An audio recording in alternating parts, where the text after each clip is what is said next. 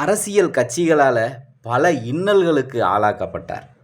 அவர் இறந்த விட்டு தான் ஆகா ஓஹோ ரொம்ப நல்ல மனுஷன்னு சொன்னாங்களே ஒழிய, உயிருடன் இருக்கும் வரை, அரசியலில் இருக்கும் வரை அவர் ஒரு நரக வேதனை.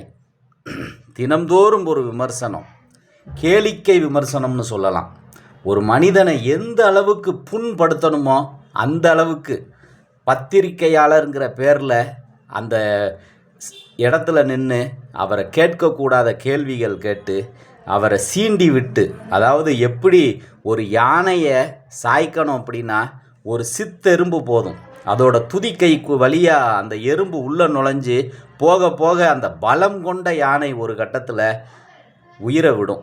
எதுலையாவது போய் முட்டி மோதி எப்படியோ உசுரை விட்டுரும். அது மாதிரி விஜயகாந்த் அவர்கள் சாய்க்கப்பட்டார்.